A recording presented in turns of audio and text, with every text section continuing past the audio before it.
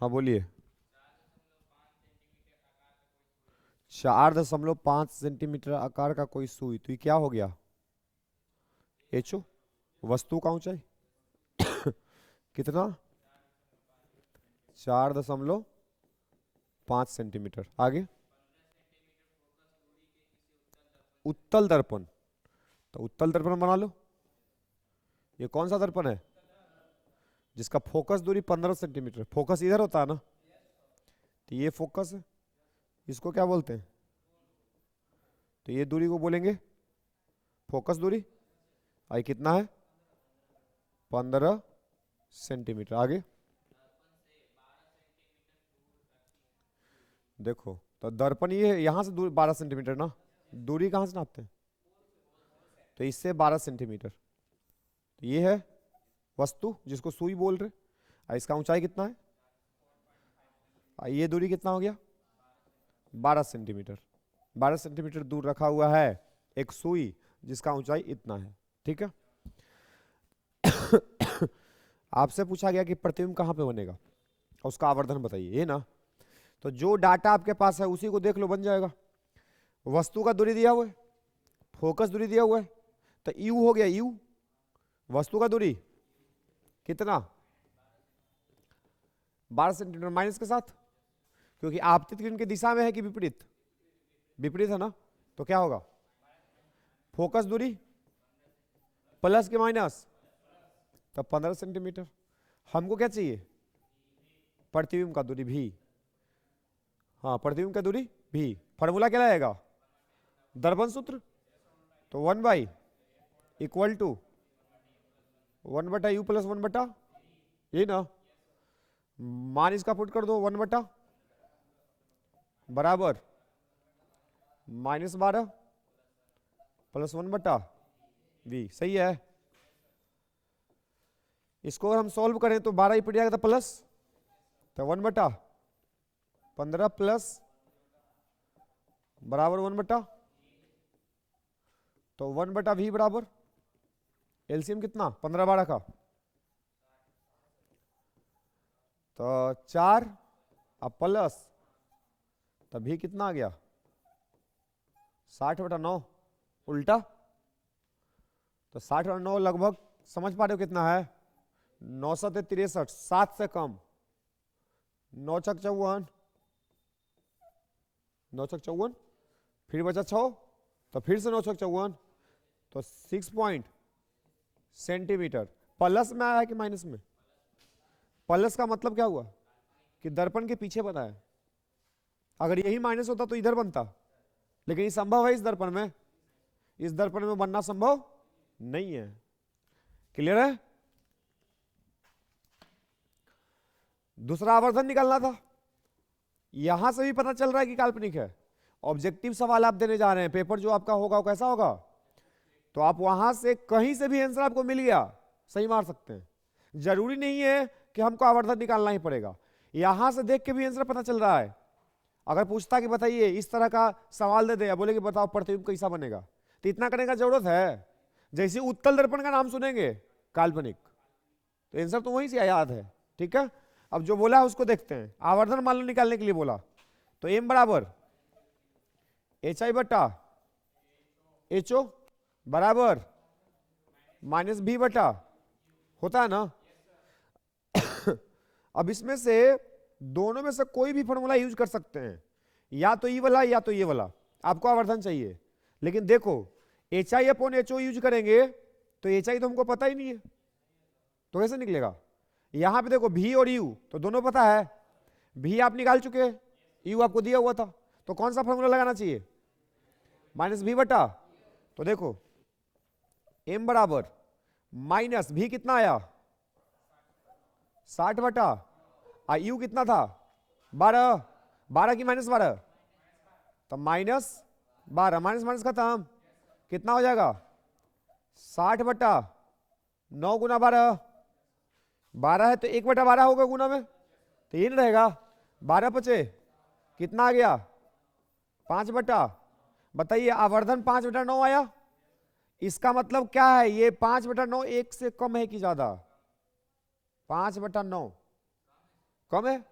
9 5 45, 0.5 के आसपास आ रहा है। अगर आवर्धन 1 से कम है तो प्रतिबिंब छोटा बनता है ना, प्रतिबिंब छोटा इसमें बनता है कि नहीं? ये जो दर्पण आपके सामने दिख रहा है इसमें कभी भी बड़ा प्रतिबिंब बन सकता है कि हमेशा छोटा?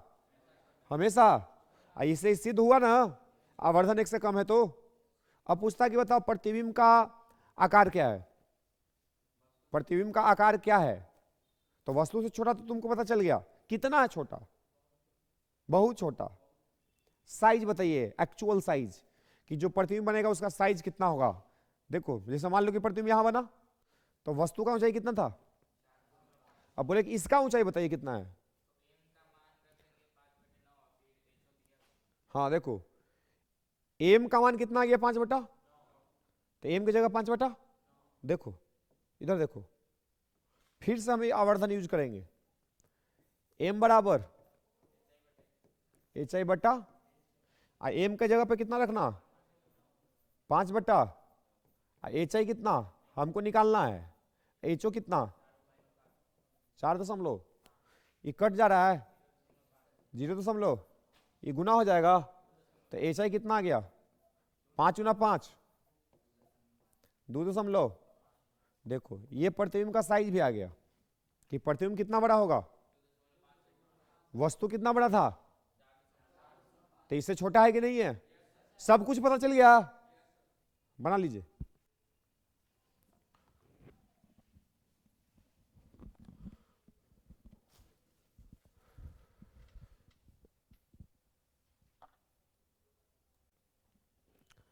चलिए तो इसके बाद हेडिंग डालिए, प्रकाश का अपवर्तन।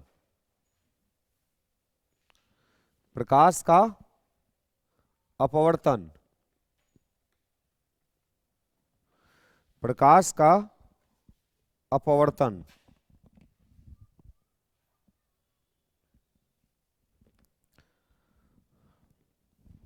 देखिए इधर समझो, एक शब्द हम आपको पढ़ा है परावर्तन, प्रकाश का क्या पढ़ा है, और अभी क्या बोल रहे हैं? अपवर्तन, है ना? दोनों का मतलब आपके दिमाग में बिल्कुल क्लियर होना चाहिए। परावर्तन का मतलब होता है कि प्रकाश किसी परावर्तक सतह से आके टकराएगा और टकरा के बाद वापस चला जाएगा, इसको बोलते हैं परावर्तन। कि आया, टकराया और वापस चला गया, इसको क्या बोले? अपवर्तन किसको बोलेंगे? कि प्रकाश आएगा और दूसरा माध्यम में इंटर कर जाएगा, लेकिन इसको जाना चाहिए था सीधा, लेकिन सीधा ना जाके मुड़ेगा, ये सीधा ना जाके मुड़ेगा, अपना पथ से विचलित होगा।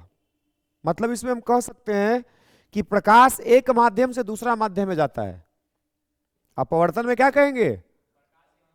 प्रकाश एक माध्यम से दूसरे माध्यम में जाता है, तो इस घटना का नाम अपवर्तन है। अगर प्रकाश आके टकरा के वापस चला जाता है तो इसको क्या बोलते हैं? परावर्तन का भी नियम होता है तो अपवर्तन का भी नियम होगा।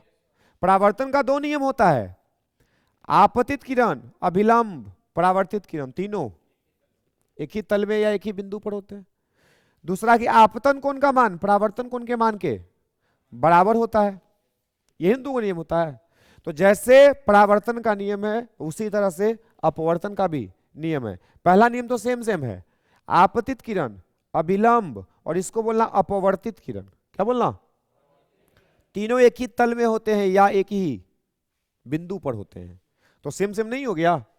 इसमें भी तीनों एक ही तल में है, इसमें भी तीनों एक ही तल में है। दिमाग में क्लियर हो गया बिल्कुल कॉन्सेप्ट? अपवर्तन का मतलब क्या है? एक माध्यम से दूसरा माध्यम में प्रकाश जाएगा, इतना है। एक माध्यम से प्रकाश दूसरा माध्यम में जाएगा तो अपना पथ को बना के नहीं रख पाएगा, ही अपना पथ से विचलित तो होगा। हाँ, अपने पथ से या तो विलंब के तरफ आएगा या तो विलंब के से दूर जाएगा। वो निर्भर करेगा कि माध्यम कैसा है, किस पर निर्भर करेगा? आपको स्टार्टिंग में पढ़ाए थे प्रकाश के गुण, याद है? 5-6 पॉइंट, उसमें मैं ये वाला बताया था कि यदि प्रकाश, मान लो कि इधर हवा है, हवा को क्या बोलेंगे? विरल। इधर मान लेते हैं पानी है, तब पानी को क्या मानेंगे? सघन। इस सघन हो गया, इसको हवा माने है ना, तो हवा कैसा हो गया? अगर प्रकाश विरल से सघन में आए तो अभिलंब के नजदीक आएगा। अगर प्रकाश पानी से हवा में जाएगा तो अभिलंब से दूर जाएगा। क्या समझ में आया? अगर प्रकाश हवा से मतलब विरल से कहां आएगा तो अभिलंब से नजदीक, अभिलंब से नजदीक जाएगा। और उल्टा कि अगर मान लो प्रकाश इधर जा रहा, देखो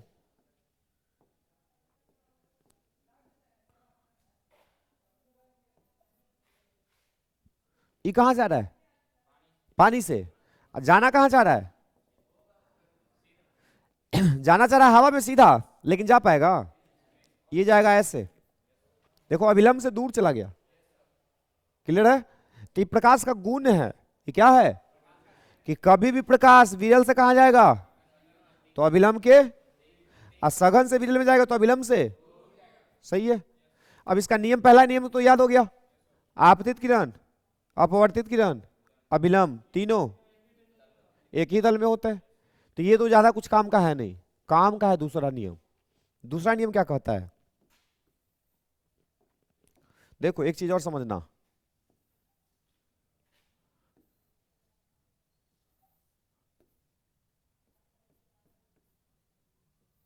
मान लो ऐसे गया प्रकाश, इसको क्या मानेंगे? देख के, फिगर देख के पता कर पाएंगे हम। इसको क्या बोलेंगे? और इसको, ये फोटो देख के पता चल गया ना कि अभिलंब की तरफ मुड़ा है, मतलब सघन माध्यम होगा। दूसरा नियम क्या कहता है? अच्छा, इस कोण का नाम आपतन कोण। क्या बोलते हैं इसको? इसको क्या बोलेंगे? अपवर्तन कोण। क्या बोलेंगे? इसको क्या बोलेंगे? विचलन कोण। जैसे परावर्तन में विचलन कोण होता था। देखो ये परावर्तन है ना, तो इसमें प्रकाश जाना चाहिए था कैसे? सीधा। लेकिन ये तो चांदी से रंगा हुआ था, तो प्रकाश का परावर्तन हो गया। तो प्रकाश को जाना चाहिए था इस दिशा में, प्रकाश गया इस दिशा में, तो अपना जो दिशा था उसका, अपना जो दिशा था उसका, उससे कितना डिग्री से मुड़ गया, उसी को क्या बोलते हैं? विचलन कोण। प्रकाश जिस दिशा में आपतित हो रहा है उस दिशा से जितना कोण से मुड़ जाए उसी को क्या बोलते हैं? समझ में आ रहा है? अब देखो, तो जो विचलन यहां है उसी तरह का विचलन यहां भी तो है। प्रकाश को आना चाहिए था इस दिशा में, लेकिन गया इस दिशा में, तो अपना दिशा से कितना कोण से मुड़ गया? इतना कोण से। तो इसको फिर से क्या बोल देंगे? विचलन कोण। ऊपर में कौन है और नीचे में कौन है? ये दोनों माध्यम को बांटा कौन है? ई वाला लाइन। ये लाइन नहीं, एक सतह होता है। ये लाइन नहीं, इस सतह का नाम होता है अंतरापृष्ठ। क्या बोलते हैं इसको? कोई पूछे कि अंतरापृष्ठ किसको बोलते हैं? हम बोलेंगे वो अंतरापृष्ठ एक सतह है जो दो माध्यम को बांटता है। अंतरापृष्ठ एक सतह है जो दो माध्यम को बांटता है। क्लियर? अब देखो, ये सब बेसिक बेसिक बात था कि क्या क्या है, तो सब कुछ समझ रहे होंगे कि इस कोण का नाम आपतन कोण है, इसका अपवर्तन कोण है, इसका ये क्या है जो दो माध्यम को। दूसरा नियम को बोलते हैं स्नेल का नियम। क्या बोलते हैं? स्नेल का नियम। स्नेल का नियम जो पढ़ना है पढ़ लीजिए, लेकिन नियम नहीं भूलना है। कौन सा नियम है? स्नेल का नियम। स्नेल का नियम क्या कहता है कि आपतन कोण की जया, जया किसको कहते हैं? साइन को। साइन थीटा कोस थीटा पढ़ते हैं ना, तो आपतन कोण की जया मतलब आई का साइन वैल्यू। हाँ, आपतन कोण की जया का मतलब साइन आई, इसी को बोलेंगे आपतन कोण की जया। तथा अपवर्तन कोण की जया का अनुपात एक स्थिरांक होता है या नियतांक होता है या कांस्टेंट होता है। ठीक है? दूसरा नियम क्या है? अपवर्तन का दूसरा नियम ही स्नेल का नियम कहलाता है। अपवर्तन का दूसरा नियम ही स्नेल के नियम के नाम से जाना जाता है। और नियम क्या कहता है कि आपतन कोण की और अपवर्तन कोण की का अनुपात एक नियतांक होता है। तो क्या होगा? क्या इसको भी समझना मुश्किल है? मुश्किल है। नियत, ये दोनों का अनुपात कभी बदलेगा नहीं किसी भी दो माध्यम के लिए। जैसे यहां पे हम कोई माध्यम ले लिया, हवा पानी, तो दो गो माध्यम फिक्स हो गया ना। ये दो गो माध्यम के लिए आपतन कोण की जया, अपवर्तन कोण की जया का अनुपात जो होगा वो हमेशा नियत रहेगा, ये बदलने का चीज नहीं है। क्या समझ में आ रहा है बात? अभी कंप्लीट नहीं है ये स्टेटमेंट, जो इतना हम बोले उतना आपको समझ में भी आया, लेकिन अभी इसी को हमको एक्सप्लेन करना है कि कांस्टेंट का मतलब क्या है और कांस्टेंट क्या रहेगा, इसको हमको समझना पड़ेगा। ठीक है, तो सबसे पहले हम लिख लेते हैं जो अभी तक बताए हैं। लिखिए, अपवर्तन में लिखिए, तो लिखिए, जब प्रकाश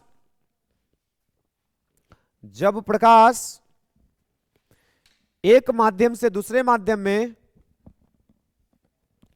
जब प्रकाश एक माध्यम से दूसरे माध्यम में गमन करता है, जब प्रकाश एक माध्यम से दूसरे माध्यम में गमन करता है तो वह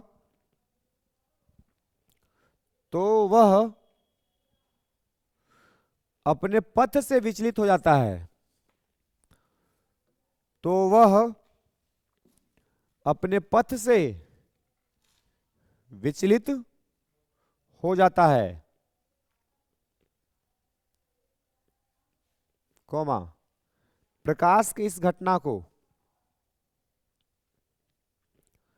प्रकाश के इस घटना को अपवर्तन कहा जाता है।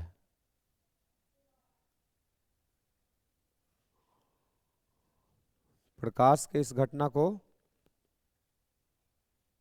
अपवर्तन कहा जाता है।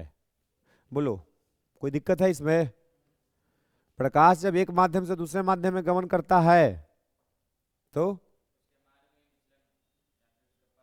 पढ़ लो, एक बार पढ़ लो जो लिखे हो।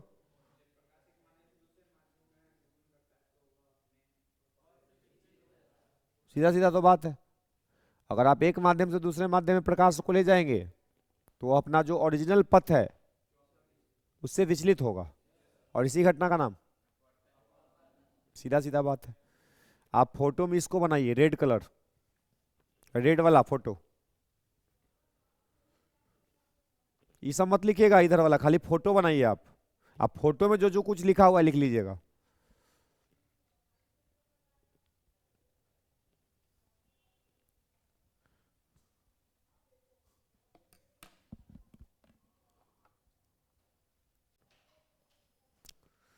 बन गया तो नीचे लिखिए, अपवर्तन के नियम,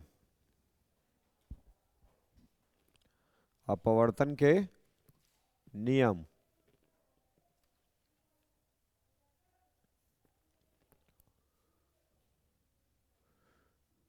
लिखिए, अपवर्तन के मुख्यतः दो नियम होते हैं।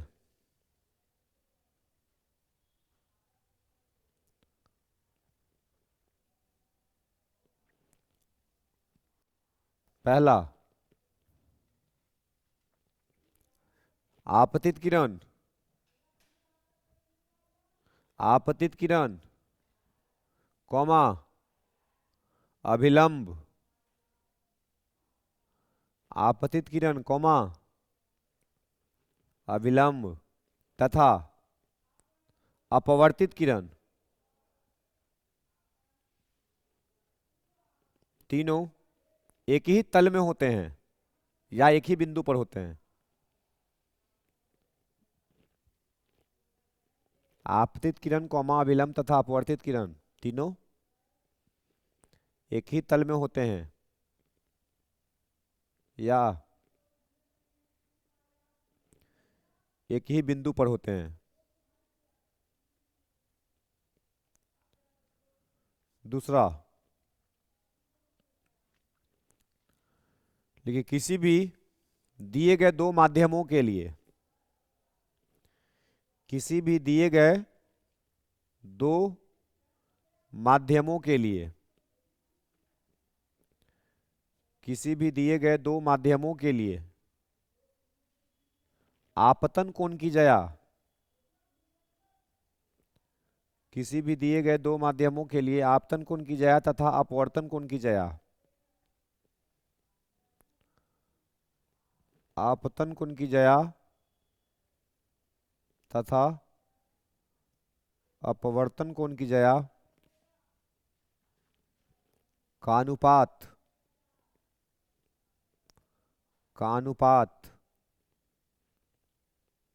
एक नियतांक होता है, का अनुपात एक नियतांक होता है। हाँ, नियतांक जिसको कांस्टेंट भी कहते हैं, का अनुपात एक नियतांक होता है। इसके नीचे लिखिएगा इसको, जो ब्रैकेट में लिखा हुआ है, साइन आई बटा साइन आर बराबर कांस्टेंट। कांस्टेंट का मतलब नियतांक।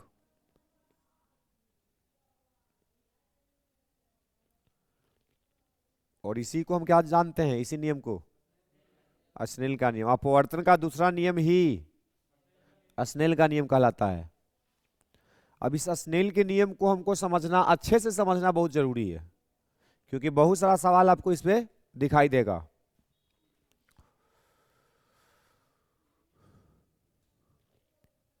हो गया? अब सुनो, इधर सुनो सुनो पहले 1 मिनट। हमको स्नेल का नियम जो यहाँ पे लिखे हैं, यही ना स्नेल का नियम है कि आपतन कोण की जया अपवर्तन कोण की जया का अनुपात एक नियतांक होता है। यही स्नेल का नियम कहला रहा है। अब इसको हमको एक्सप्लेन करना है। एक्सप्लेन क्या करना है? समझना, अच्छे ढंग से समझना है कि महसूस हो बात हमको। सबसे पहला चीज, अगर आपसे पूछा जाए कि स्नेल का नियम एक वर्णीय प्रकाश के लिए लागू होगा कि श्वेत प्रकाश के लिए भी लागू होगा? एक रंग हो, एक वर्णीय मतलब जिसमें केवल एक वर्ण हो, वर्ण का मतलब होता है रंग। तो एक रंग के प्रकाश के लिए केवल मान्य है कि सभी रंगों के प्रकाश के लिए मान्य है? जैसे श्वेत प्रकाश अगर हम बोले तो श्वेत प्रकाश में कितना रंग है?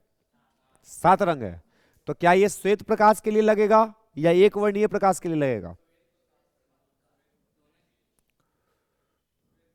दोनों के लिए लगेगा। श्वेत के लिए लगेगा।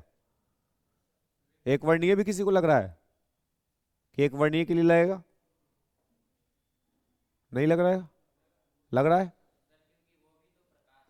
वो भी तो प्रकाश है। देखिए, ये सत्य इस बात के लिए है कि प्रकाश केवल एक रंग का होना चाहिए, तभी स्नेल का नियम लागू होगा। ठीक है? अगर श्वेत प्रकाश के लिए आप स्नेल का नियम लगाइएगा तो फंस जाइएगा, नहीं लग पाएगा। कारण समझते हैं। देखिए, हम बोले कि अंतरा पृष्ठ है, क्या बोल दिए? इधर कौन सा माध्यम एक मान लेते हैं?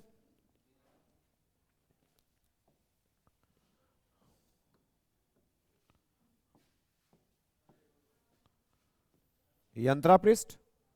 इधर क्या मान लेते हैं? इधर क्या मान लेते हैं? ठीक है, ये हमारा अभिलंब। ये क्या है? अभिलंब। हम मान लेते हैं कि यहां से प्रकाश को हम आपतित कराएं। आई कौन सा प्रकाश है? हाँ, कौन सा प्रकाश है? श्वेत प्रकाश। तो श्वेत प्रकाश में आपको पता है कि 7 रंग होता है, और 7 रंग का तरंगदैर्घ्य अलग अलग होता है। तरंगदैर्घ्य आप समझते हैं, जिसको कौन चीज लिखते हैं? ये गामा है कि लैम्डा है? लैम्डा है। किसे लिखा जाता है? जो 7 कलर होता है उसका नाम क्या होता है? विवग्योर। हाँ, बैजनिया पिनाला या विवग्योर, यही ना होता 7 रंग? Violet, indigo, blue, green, yellow, orange, red. सबसे ज्यादा तरंगदैर्घ्य रेड का, और सबसे कम इसके बाद किसका होगा? ऑरेंज। इसके बाद किसका होगा? येलो। सबसे कम किसका होगा? बैगनी का। हम यहाँ पे दिखा दिए सब कुछ। अब आप सोचो कि जब यहां से श्वेत प्रकाश आ रहा है तो सब कलर तो एक साथ आ रहा था, क्योंकि 7 रंग में, श्वेत प्रकाश में 7 रंग है। आज जैसे ही अंतरा पृष्ठ से नीचे जाएगा सघन माध्यम में तो माध्यम बदल गया। तो क्या सब रंग एक ही कोण पे मुड़ जाएगा? नहीं मुड़ेगा। सबसे कम कौन मुड़ेगा? रेड। जिसका तरंगदैर्घ्य सबसे ज्यादा उसका विचलन सबसे कम, जिसका तरंगदैर्घ्य सबसे कम। अच्छा उल्टा लिखा गया है ऑर्डर, देख रहे हो? ये ऑर्डर सही लिखा हुआ है, ये ग्रेटर देन का सिंबल हो गया ना, तो इसको ऐसे लिखना पड़ेगा ना हमको, इस तरह से सिंबल आएगा, red orange yellow dash dash dash violet. ठीक है, अब सही है। सबसे ज्यादा सबसे कम, तो हम क्या बोले कि सबका तरंगदैर्घ्य अलग अलग है, तो जब प्रकाश एक माध्यम से दूसरे माध्यम में जाएगा तो सब बराबर कौन से मुड़ेगा कि कौन सबका अलग अलग हो जाएगा। देखिए यहां से जो रेड कलर है वो मान लो ऐसे आएगा, यहां से जो वॉयलेट कलर है वो मान लो ऐसे आएगा, दिख रहा है? रेड वॉयलेट दिखा दिए। अभी 5 कलर और है जो इसके बीच में आएगा, क्योंकि टोटल कितना है 7, तो 2 कलर हम दिखाए ना। अब यहां से देखो वॉयलेट और रेड आपको दिख रहा है, वॉयलेट गया इतना कौन से और रेड गया इतना कौन से, दिख रहा है?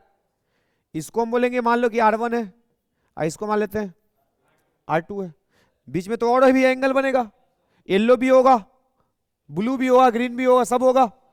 अब आप स्नेल का नियम याद करो, क्या बोला गया था? आपतन कोण की तो साइन आई, अपवर्तन कोण की। अब बोलिए अपवर्तन कोण किसको लें हम? रेड का लें कि वॉयलेट का लें कि नीला का लें कि ग्रीन का लें, किसका लें? फंस गए ना। इसीलिए स्नेल का नियम एक रंग के प्रकाश के लिए मान्य होगा। समझ में आ गया? स्नेल का नियम हमेशा एक रंग के प्रकाश के लिए मान्य होगा। श्वेत रंग पे इसको लागू हम नहीं कर पाएंगे क्योंकि सब रंग का तो अपवर्तन कोण अलग अलग है, तो यहां पे हम साइन आर की जगह पे क्या लिखेंगे? नहीं लिख पाएंगे ना, तो इसलिए वैलिड नहीं है। क्लियर हुआ? तो नीचे हेडिंग डालो। तो अब इसको समझते हैं डिटेल में। इसको समझने के लिए देखिए, अभी तो ये वो पॉइंट हुआ कि स्नेल का नियम एक वर्णीय प्रकाश के लिए मान्य है कि श्वेत प्रकाश के लिए। हाँ तो एक क्वेश्चन बन गया, आप इसको बस क्वेश्चन की तरह से ट्रीट करें। अब आगे क्या हमको समझना है कि जो स्नेल का नियम हम पढ़े कि साइन आई बटा साइन आर का जो मान क्या आएगा, कांस्टेंट आएगा या नियतांक? ये ना बोला कि कांस्टेंट आएगा या नियतांक आएगा, तो अब हमको ये समझना है कि नियतांक क्या आएगा, नियतांक क्या आएगा, कैसा नियतांक होगा। तो इसको समझने के लिए एक चीज हमको पढ़ना पड़ेगा जिसको बोलते हैं अपवर्तनांक। क्या पढ़ना पड़ेगा हमको? अपवर्तनांक। नाम सुना हुआ है, सुने हैं? अपवर्तनांक का क्या मतलब है? अपवर्तनांक का मतलब क्या है? अपवर्तनांक किसको कहते हैं? देखो अगर समझना है तो अपवर्तनांक हमको ये बताता है कि अगर दो को माध्यम है तो कौन सघन है कौन विरल है, ये हमको बताता है कौन। जैसे अंतरा पृष्ठ लिए ना, इधर बोले ना कि विरल है, इधर बोले ना सघन है, तो पता कैसे चलता है? तो बताने वाला कौन है? तो अपवर्तनांक क्या करता है, कहते किसको है? तो इसको परिभाषित करते हैं। लिखो तो, हेडिंग डालो तो, लिखिए अपवर्तनांक। इसको इंग्लिश में क्या कहते हैं? नहीं पता? सब प्योर हिंदी माध्यम है, शुद्ध रूप से हैं? बताया नहीं गया, वही बोल रहे हैं कि प्योर हिंदी माध्यम हो इसलिए नहीं बताया गया। रिफ्रैक्टिव इंडेक्स इसको बोला जाता है, रिफ्रैक्टिव इंडेक्स। अभी आप अंग्रेजी सीखने का अभी ट्राई नहीं करना है, पॉलिटेक्निक के बाद अपने आप सीख जाओगे। अभी जो आप माध्यम से पढ़ के आ रहे हो उसी से पढ़ाई करो, ज्यादा बेहतर है। ठीक है? ऐसे इसको क्या बोलते हैं? रिफ्रैक्टिव इंडेक्स, अपवर्तनांक को हिंदी में। इंग्लिश में नहीं नहीं, जिसे बताने के लिए क्या है, हमको तो बोलोगे तुम दोनों बता ही देंगे। अभी तुमको फायदा हिंदी,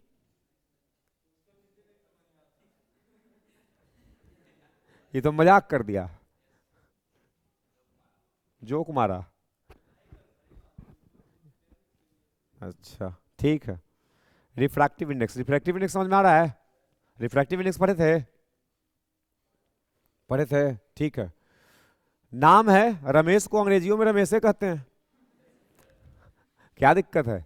तो इसको अपवर्तनांक को अंग्रेजी में क्या कहते हैं? Refractive index. लिख दे क्या?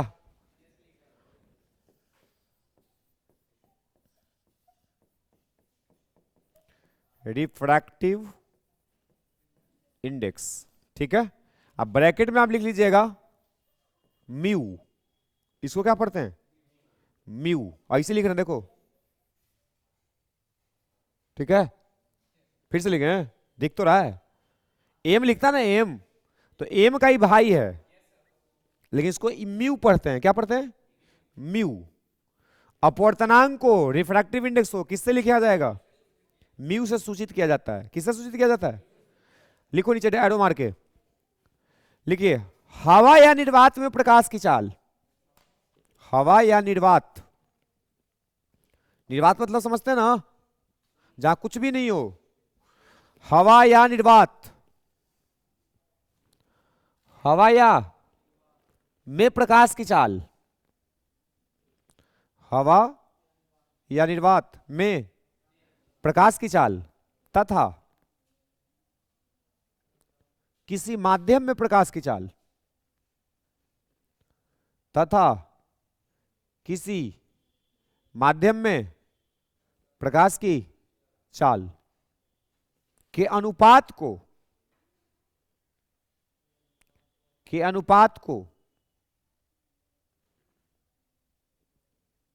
अपवर्तनांक कहा जाता है।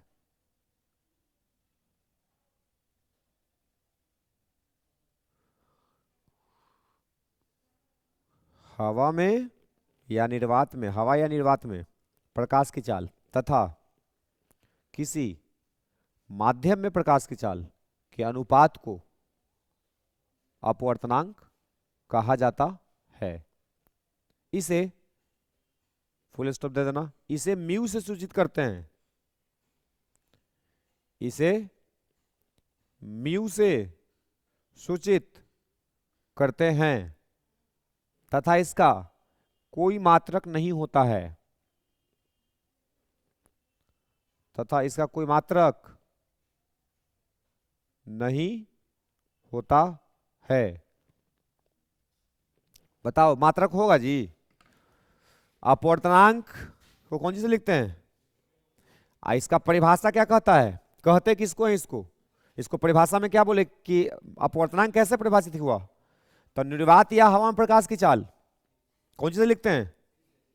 किसी माध्यम में प्रकाश की चाल वो कौन सी से लिखेंगे? ये दोनों का जो अनुपात है उसी को क्या बोलते हैं? म्यू, जिसको अपवर्तनांक बोले। तो ये बताओ, ये भी तो प्रकाश की चाल है, ये भी तो प्रकाश की चाल है, तो चाल का मीटर पर सेकेंड, चाल का मीटर पर सेकेंड दोनों, तो कुछ बचा? हाँ, कुछ अंक बचेगा केवल, इसका कोई मात्रक। तो अपवर्तनांक का मतलब क्या समझ में आया? कि अगर देखो इधर समझना, जैसे ये अंतरा पृष्ठ है ना, आइए हम बोल रहे पानी है, क्या बोल रहे? प्रकाश को हम यहां से ला रहे हैं, कहां से आ रहा है? हवा से। तो हवा में प्रकाश का चाल पता है कि नहीं है? कितना होता है? 3 × 10⁸ मीटर पर सेकेंड। यही प्रकाश कहां गया? तो क्या इसका चाल वही वाला रहेगा कि बदलेगा? बदलेगा। जब भी प्रकाश एक माध्यम से दूसरे माध्यम में जाता है तो उसका चाल तथा तरंग दैर्घ्य बदलता है। प्रकाश का चाल बदलेगा, साथ में आवृत्ति, ये पहले बताए थे, सही है। तो जब प्रकाश हवा से पानी में जा रहा है तो हवा में चाल कितना था? 3 × 10⁸ मीटर। तो ये पनिया में जाएगा तो वही चाल से चलेगा, किसका चाल बदल जाएगा? तो चाल, अच्छा तुम अपना दिमाग से सोच के बताओ कि हवा से पानी में जाएगा तो इसका चाल बढ़ेगा कि घटेगा? घटेगा, क्योंकि ये सघन है। हाँ, सघन माध्यम है। सघन माध्यम में प्रकाश जैसे जैसे जाएगा उसका चाल घटते जाएगा। सबसे ज्यादा प्रकाश का चाल कहां होगा? निर्वात। निर्वात के बाद हवा। हवा के बाद आपको देखना पड़ेगा कि कौन विरल है, कौन सघन है, कितना सघन है, ठीक है। अब यहां पे तो समझिए कि हमको अगर मान लो कि पानी में प्रकाश का चाल हमको पता हो जाए, मान लो पानी में हमको प्रकाश का चाल पता हो जाए, हम बता देते हैं कितना होता है, इतना होता है 2 गुना 225, 2,25,000, कितना होता है 2,25,000 किलोमीटर पर सेकेंड। तो इसको मीटर में बदलेंगे तो 3 जीरो और, समझ में आ रहा है? हाँ, तो समझ में आ गया, क्लियर है?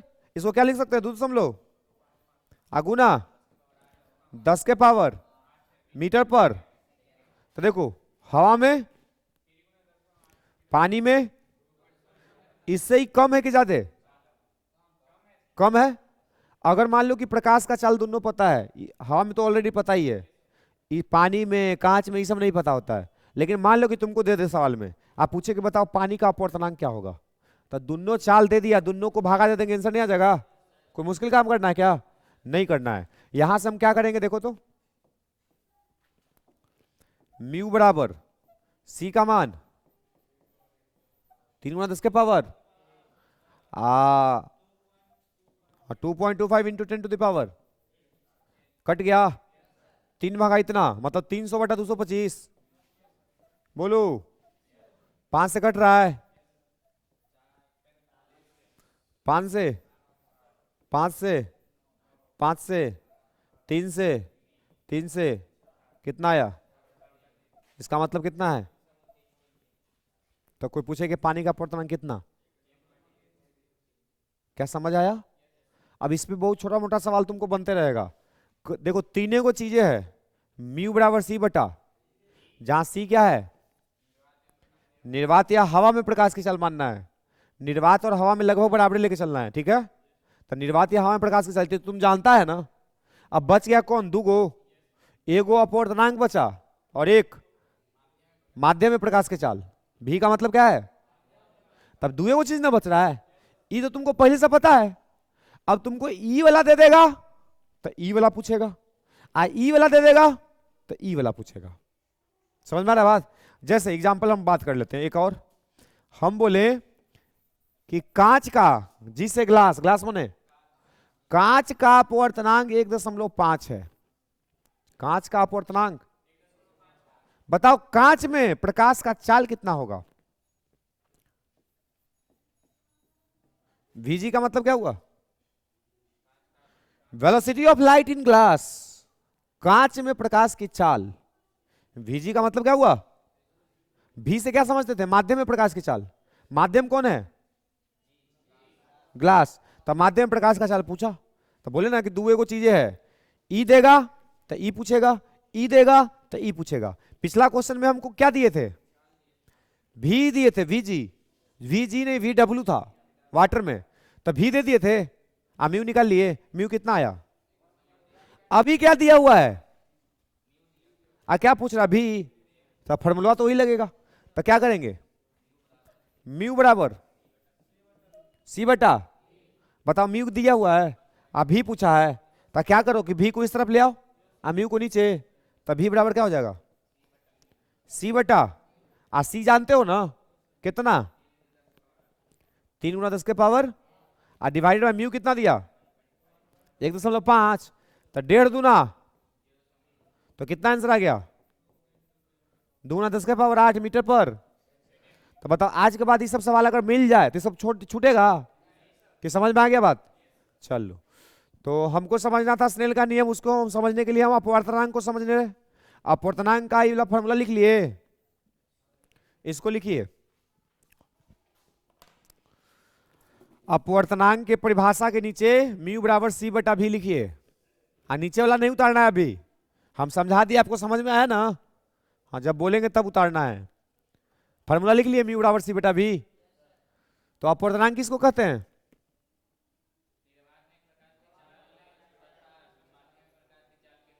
ये सब पढ़ लीजिएगा बढ़िया से, आई दोबारा मतलब दिमाग में छप जाना चाहिए, समझ गए?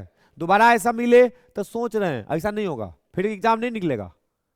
दोबारा अगर इस सवाल आपको दिखे कि अपवर्तनांक कुछ नाम आ रहा है, उसके बाद सोचना पड़ रहा है कि अपवर्तनांक कोई चीज था, क्या था, और आप ऐसे कर रहे हैं तो फिर गड़बड़ है, आपके दिमाग में एकदम होना चाहिए, ठीक है? तो अपवर्तनांक क्या, निर्वात या हवा में प्रकाश की चाल था, माध्यम में प्रकाश की चाल के अनुपात को अपवर्तनांक कहते हैं। ठीक है, फॉर्मूला क्या बन गया, म्यू बराबर सी बटा, क्योंकि अपवर्तनांक को किस से लिखते हैं, म्यू से। और किसका अनुपात है, प्रकाश के चाल का, तब प्रकाश के चाल का अनुपात दिख रहा है ना, कोई दिक्कत कोई भी। चलिए नीचे लिखिए, अपवर्तनांक के प्रकार, अपवर्तनांक के प्रकार।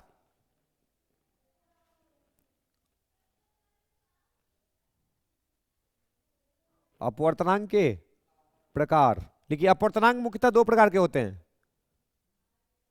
अपवर्तनांक कितना प्रकार का होता है, दो प्रकार का होता है।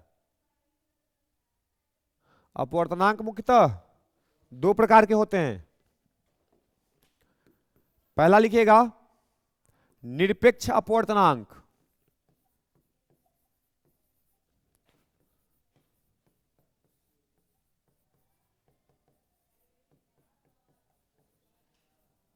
अंग्रेजी में जिसको लिखना है एब्सोल्यूट रिफ्रैक्टिव इंडेक्स, निरपेक्ष, निरपेक्ष अपवर्तनांक।